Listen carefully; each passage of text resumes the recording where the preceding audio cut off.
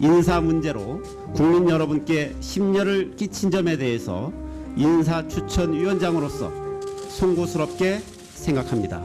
과거처럼 국정원 등 정보기관의 조난 자료를 활용한다면 조금은 나아질 것입니다. 그렇지만 이 부분에 대해서는 문재인 정부는 절대 할 수 없다라는 원칙을 가지고 있다라는 말씀을 드리고요. 실장님께서 대통령께 국민께 좀 사과를 하시라 이렇게 건의드릴 생각은 없으십니까?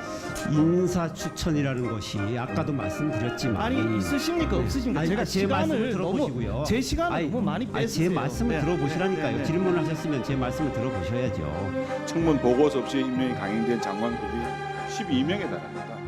청문 보고서 없이 청와대로 임명이 올라온 강행된 사람 거죠. 중에서 예, 예. 역대 정권에서 대통령이 임명하지 않은 경우는 단 한 건도 없습니다.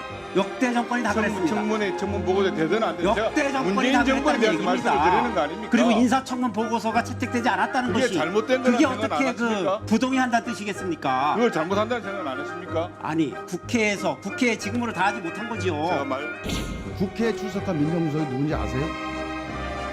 문재인 민정수석, 전해철 민정수석, 조국.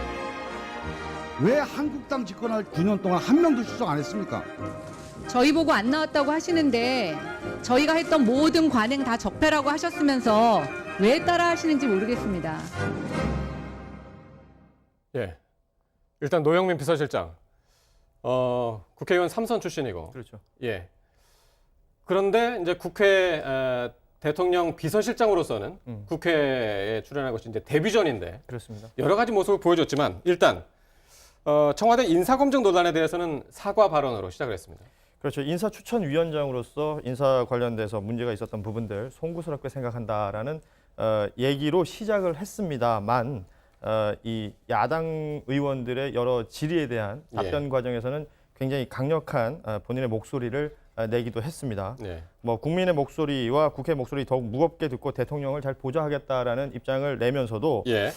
사실은 이 비서실장이 인사추천위원장이면서 이 비서실장이 실질적으로 국회에 나와서 이렇게 사과했던 그 얘기들이 뭐 과거에도 뭐 임종석 실장도 한번 있었지만 예. 노영민 비서실장이 이번 3월 8일에 있었던 개각 관련해서 사과를 한 것은 처음이었거든요.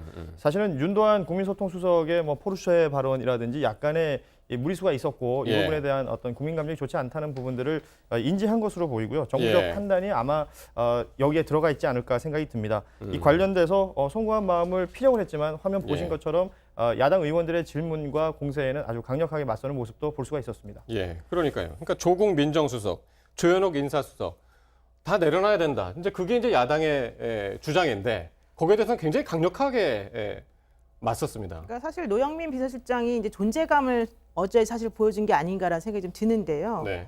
기본적으로 이제 인사에서 두 명이나 스스로 이제 한 명은 뭐 낙마 비슷하게 하고 한 명은 스스로 사퇴했지만 어쨌든 이렇게 된 것은 뭐 민정수석실의 그런 잘못이라기보다는 시스템의 문제다라고 하는 걸 지적을 먼저 했습니다. 그래서 예. 기본적으로는 국내 정보를 활용할 수 없는 여러 가지 이제 문제점과 예. 그다음에 기존보다는 훨씬 높은 차원의 그런 그 기준을 요구하는 이런 현재 시스템이 합쳐져서 이런 문제가 발생한 거다라는 얘기를 먼저 깔고요. 예. 그럼에도 불구하고 7대 원천 배제 원칙에 해당하는지 혹은 고의성, 상습성, 중대성이 있는지 이런 것들을 따져서 뭐 시스템적으로 할 수 있는 최선을 다했다는 얘기를 한 거죠. 그리고 그 조현옥 인사수석 같은 경우에는 또 어제 출석을 했었기 때문에 네. 이와 관련해서 할 말은 하겠다라고 하는 태도를 좀 보인 것으로 봅니다. 예. 앞서서 이제 오전에는 뭐 조국 수석이 나와야 된다, 불러야 된다, 왜 안 나왔냐, 언제 나온 적이 있냐, 뭐 이런 식으로 서로 이제 공방을 주고받기도 했는데 지금 이제 화면으로 보이지만 이제 조현옥 인사수석도 어제 출석을 했었습니다, 운영에. 그러면서 인사검증 논란과 관련해서는 언제든 물러날 생각을 갖고 있다. 네. 예, 이렇게 발언을 했네요. 그러니까 자유한국당의 김정재 의원의 질문이 있었죠. 예. 물러날 생각이 있느냐라는 질문에 언제든 물러날 생각이 있다. 자리에 연연하지 않겠다라는 답을 조현옥 인사수석이 했는데 네. 그러니까 계속해서 이제 공방이 이어지는 과정에 지금 두 명의 장관 후보자가 한 명은 자진 사퇴를 했고 또 한 명은 지명 철회가 됐잖아요. 네. 이 부분에 대해서 얘기를 하면서 이 사람들 꼬리 자르기 아니냐. 실제로는 지금 박영선, 김현철 김현철 장관 후보자들 이 자격 미달인 사람들 지명 처리하든지 뭔가 사퇴시켜야 되는 것 아니냐라는 지적에 예. 조현옥 인사수석은 내정했던 내용들에 대해서는 충분히 해명이 된 것으로 보인다. 다만 지금 현재 이 상황에서